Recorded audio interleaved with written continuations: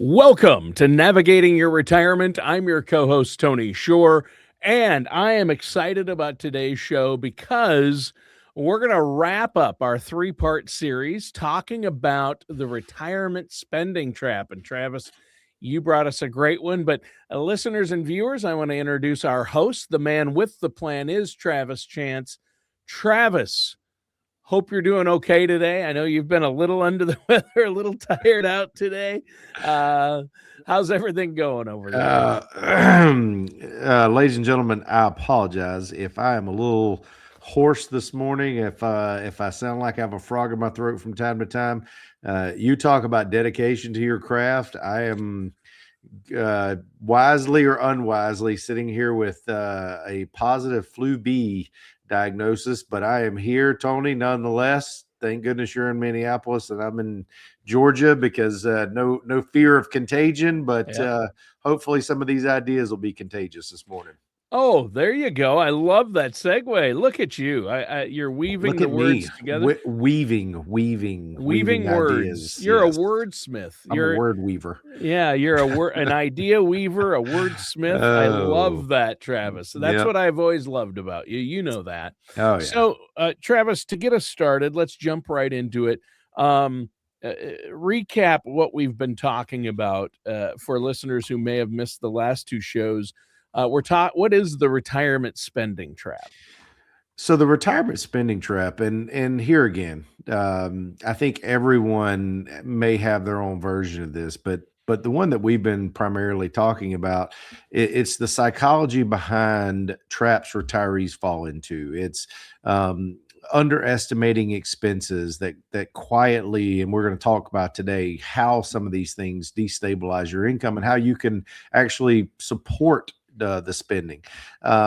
It's how to find ways to avoid that honeymoon phase where you start off in retirement, and a lot of times, Tony, the mistakes are going to happen in the beginning. Yep. Because if you go in any direction, look at any of the data, typically the first 5 years of retirement and the 5 years preceding retirement, those are your most dangerous and treacherous areas, because the first 5 years, say before you actually pull the ripcord, you jump out of the plane and say, hey, I'm done. That's when you have to worry about things like sequence of returns risk. And what we don't think about is, okay, it's like we make it and there's no more risk. Well, that's not the case, because the 5 years following retirement are just as treacherous, if not more treacherous in some cases, because not only do you have to continue to worry about sequence of returns risk, which is the danger of your spending into markets that are not terrific, right? 2008 .com crash, really bad sell-offs, but you compound that with maybe underestimating your expenses, or not keeping a handle on what you're actually seeing going out. And it's very easy to do, right? So that's why we've spent the last two podcasts just talking about what are some of the ways that this happens. Like, what are some of the things that we really need to keep an eye on? And last week we talked the last part of the show about things like prescription drug costs, Medicare costs, premiums, things that we're all going to face, right? Because we talked about the things that are covered under typical plans. We talked about the things that aren't covered, and those are the ones that really kind of have a quiet eroding effect to your overall spend or your overall portfolio because of the increased spending. But there again, I don't want to be Debbie Downer, right? We don't want to take the fun out of retirement. We want you to travel. We want you to have these hobbies. We want you to eat out, right? We want you to do all the things, but we need to understand what's the ultimate expense to that, right? Because yeah, you want to be prepared. And I think the spending trap is not planning ahead for certain costs, like you said, healthcare, right? I mean, that's a big one. And I think you're right. During the early years of retirement, I can see myself, I'm retired. Let's go do things. Let's spend some money. Mhm. right? Some people are like that when they first retire, and Right. They're like, we earned it. We're gonna spend it. Right. It's yeah, we don't want to leave money to the, well, I don't want to leave $2 million to the kids. Well, that's also based on a set of sequence of returns or circumstances. So sure, sure. let's get into it, right? Okay. So when expenses are underestimated, just to kind of start the show, when expenses are underestimated, withdrawals, what they can rise unexpectedly because we think we're going to need X. You need X times two. Yep. Spending becomes reactive because you don't think about it, you just do it. You see something you want, and what's the old phrase? If you have to ask the price, you can't afford it. Well, you don't ask the price, you just Right, buy it. I mean, right. I know you've heard that before, Tony. Oh, Yeah. yeah. And then obviously we look at our portfolio and just think, well, it's just supposed to produce that income. Well, what that could mean if you take that approach and you use the reactive, not the proactive, then that could mean in some cases you sell into a down market, which does what? It locks in your losses. It keeps you from having the full potential of what your portfolio was originally designed to do, because you're pulling the bricks out as you're building the wall, and that's a lot of times going to lead to instability. So, and once again, when you start early and you condition yourself, Tony, this goes back to the psychology piece in part one. When you start early, what you're doing is you're conditioning yourself to be okay with it. And because you get away with it once, it's like, whew, okay, got it. I won't do that again. Then you're like, well, I got away with it the first time. Let's see if I can do it again. You do it again. Oh, okay. All of a sudden, you got away with it the second time. You're like, okay, this is not that bad. And then you do it a third or in a fourth. And eventually you keep going back to the well because you're like, well, I keep drawing water. Why would I not keep dipping the bucket? But what happens? Eventually you go down that last time and you pull up what? Water or sand. Yeah, right. Yeah. So we don't want to do that. So No. so the double threat that we're going to talk about, and we're going to spend just a brief amount of time, and then we're going to talk about how to protect your assets, how to protect your spending. What I want to start with is, folks, when retirement plans truly break down, you are spending more aggressive than your portfolio can actually handle long term. Short term is not a problem in most cases. It's not, because we see the fluctuations and they don't feel as bad. But if you compound, for instance, if you were to say calculate, we talked about inflation being 2%, 3%, 4%, whatever your number is, right? The Fed, one of the things we spent a lot of time on, Tony, was the Fed through quantitative easing, kept interest rates and inflation artificially low, tried for a target of, and they're still trying to hit the target of 2% on inflation. Well, that's an artificial number Right. because prices ebb and flow just like the tide. Yeah. They're not going to stay static at 2. That's what the No. Fed keeps trying to do, but it's not going to work. That's a fool's errand. But if you take those liberties in the very beginning and you're calculating, X at a 2% inflation, and all of a sudden inflation is 3 or 4, well, guess what? Or 9. Or 9, right, for a period of time, that Right. long-term impact, it has ripple effects. Yeah. It's like the butterfly effect. It's not, you're thinking that it's just a butterfly flapping its wings here and it's causing a tsunami in Japan. You don't know the overall impact long term. That's one of the big reasons why whenever we talk to our retirees, we talk about how much fun do you want to have in retirement and how much stress do you want to have in retirement? Because here again, I am all about the fun, but a lot of times the problem doesn't come with what is right in front of our face. It comes because we fail to plan.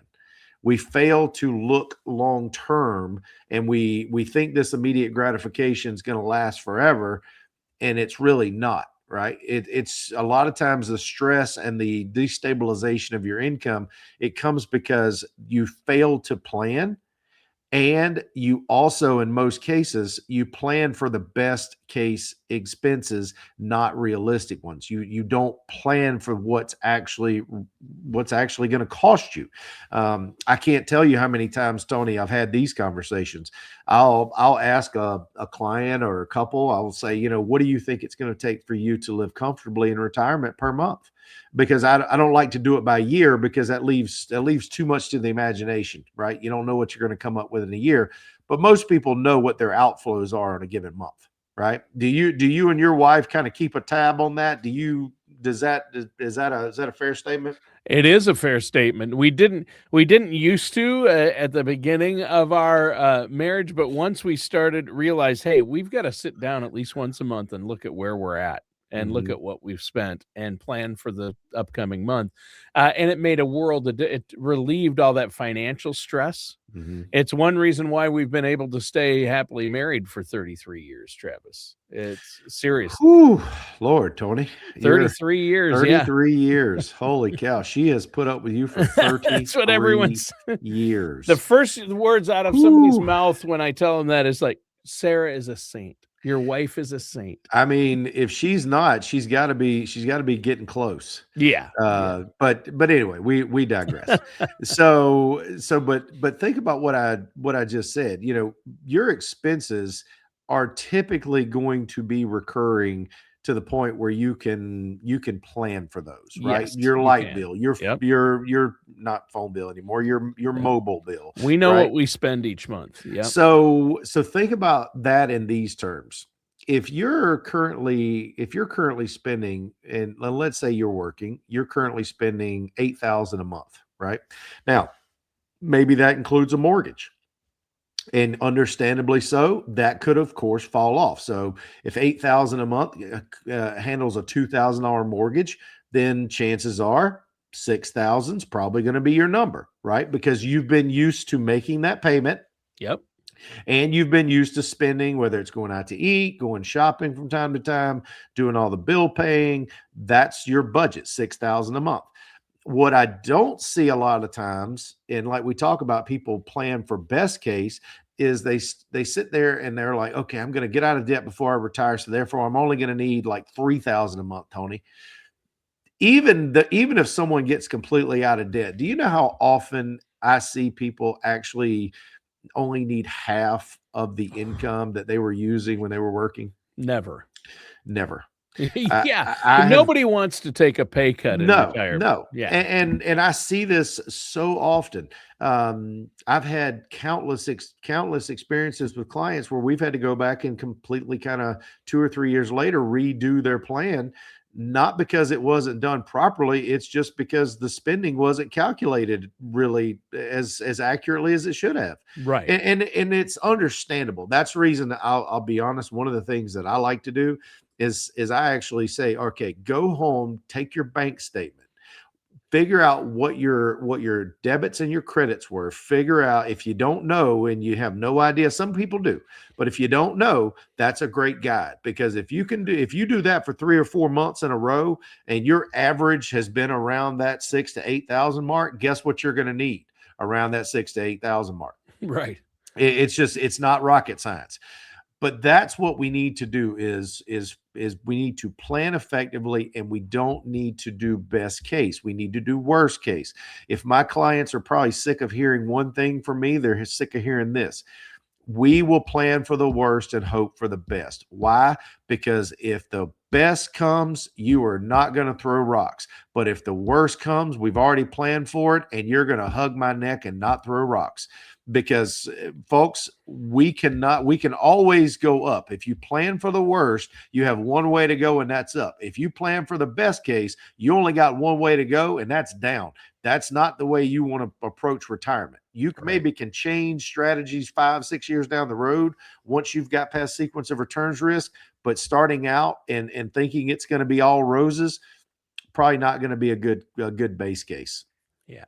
So how do we do this, Tony? How do we do this, right? We talked about providing solutions. Let's talk through a few things that I think would help clients understand and how to plan for their options. The first thing is we just spent the last 10 minutes on it. The first 5 years of your retirement is something that needs to be watched very closely. If you are consistently coming in under budget, then one of the things that's doing is that's increasing. I can't tell you how many times I've seen cases where clients, Tony, have come in the very beginning, and if they had stayed their course, they would have had very little assets, hardly anything left at the end of retirement. And making a few minor tweaks and understanding their budget, their outcome was high 6, 7 figures, right? And it's just because of where to put the pressure points. You're building your house, where to put the foundation. And if you treat your first 3 to 5 years like it's an experiment, right? We're trying to dial it in, trying to get it right, and you start with a good foundation, chances are you're going to be fantastic. And that's what I think starts to breed confidence. Confidence is going to start allowing you to enjoy yourself more, to do the things that you want to do. Tony, does that resonate at all? Does that make sense to you? Yeah, it makes I perfect like sense. common sense. I don't like to be complicated. It makes perfect sense. Yeah, and that's a great starting point, and watch it closely, especially early on. And I like the way you put that. Get dialed into what's going to work for you, and don't go crazy. But like you said, you might have to experiment a little bit in the first year to dial it in. A couple of other things that we need to also think about, Tony, is this.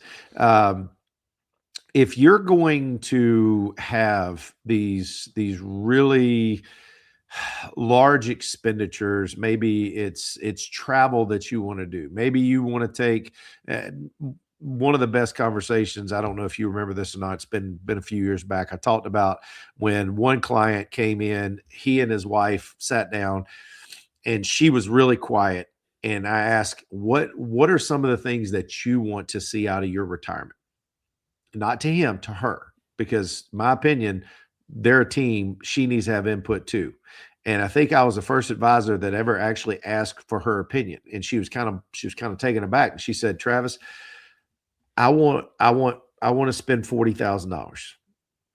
I said, okay, that's a pretty exact number. Why do you want to spend $40,000? She said, because I want to take my entire family on vacation, my kids, my grandkids, my husband and I want to enjoy one adventure when we first retire while we can still both enjoy it with them. We can go and do things with the grandkids. We can do things with the kids.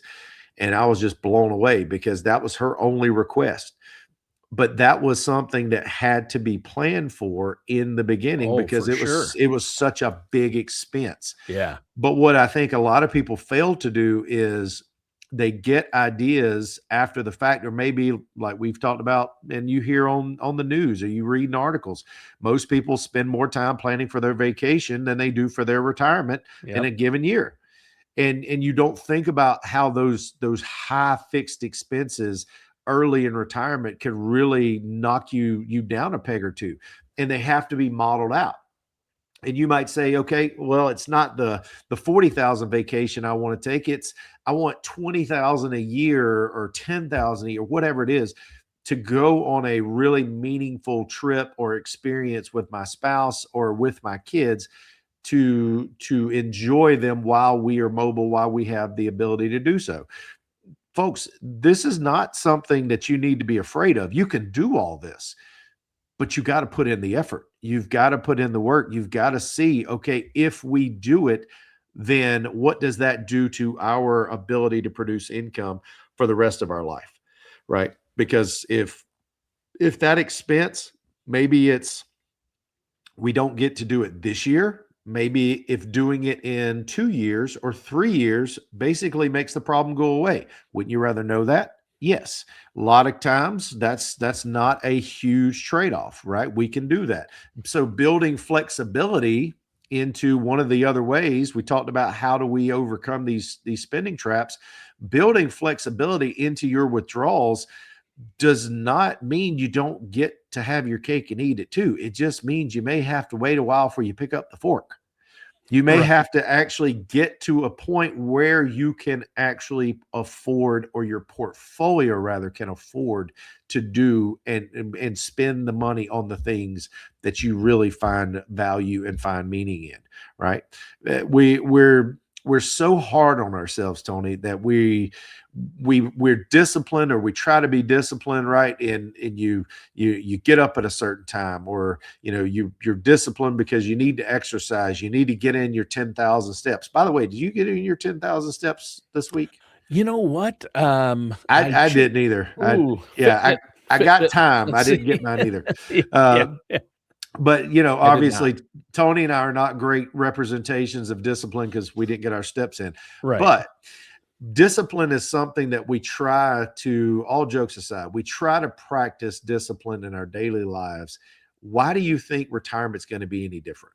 Discipline is something that is not fun. Doesn't mean you always get to have the immediate gratification, like we said, but it does mean that you're working towards that goal where you'll be able to have that at some point, right? Just we have to give up a little bit sometimes to get what we want, right? A Yeah. strong retirement plan it's not something that comes in a box, right? It's an ever changing, we can be somewhat precise because you have a target you're shooting at, and in long term, you've got to have something you want to hit. But overall, making these small adjustments can really tighten up and help you hit your target long term.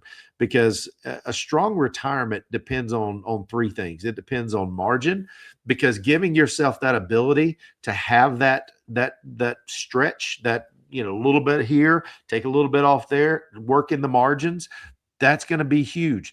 Adaptability of your portfolio, that's going to be at least as important, because if you see the market's not giving you the returns you need, or something happens, God forbid, and social security, I'm not saying they will, but social security changes, something, whatever happens, you've got to be able to adapt and overcome.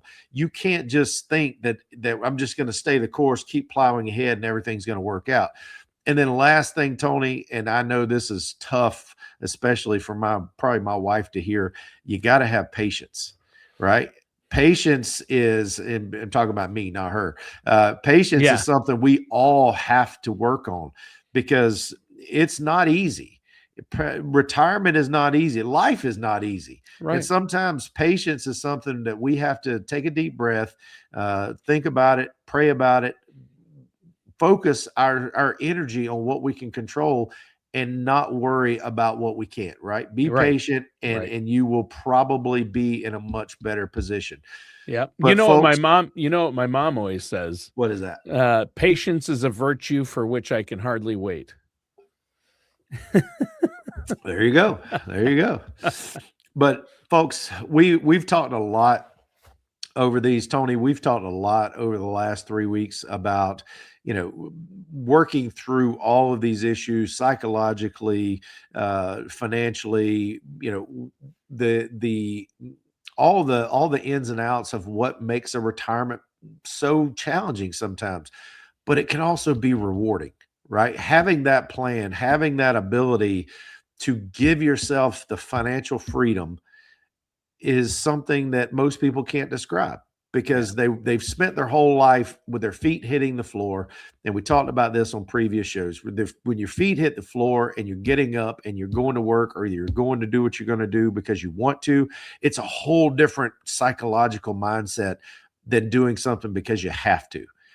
Doing it because you have to, it feels like you've got a weight that you're waking up with every morning. And you guys know what I'm talking about.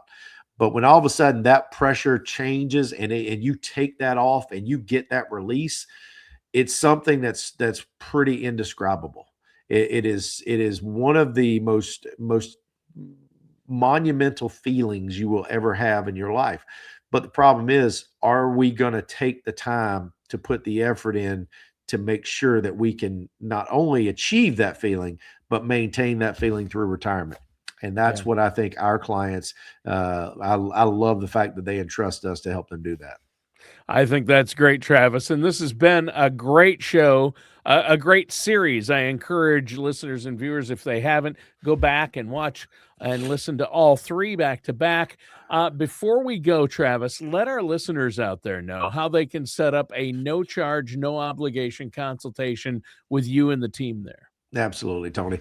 Folks, if these episodes have helped you, the thing that we can't do is you can't get a good idea and not take action, because eventually you're going to have life come up. Life happens. You're going to get focused on something else, and the problem's not going to be solved.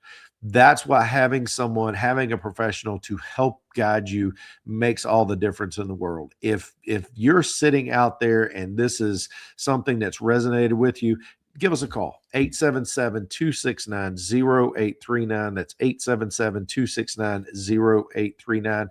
Also, if you're sitting out there, and I know a lot of our clients follow and listen to our podcast, and for those, I say thank you. Thank you very much, because this allows me to speak to you and to be with you in between our review appointments.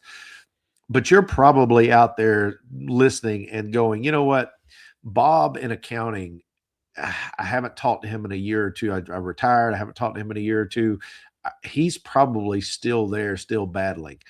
Folks, if you have someone that you were a coworker with or family member that are having issues that you have now gotten solved because you have taken the step to plan, you need to hit share on this podcast. Maybe this will speak to them. Maybe this will help them achieve what you have achieved, which is what everyone wants, which is the peace of mind of being able to retire. So by all means, forward this on. But if you're out there listening, thank you. No, you're not alone. And also, Tony, just as another word to the wise, we've got our classes that are about to start February 10th and February 17th. They're going to be in the Savannah Tech main campus down or on Abercorn. And we've got classes coming up in Pooler, Statesboro, Bluffton. So, folks, we're going to be somewhere convenient to you for you to be able to get a more in-depth answer to the questions that we're all asking.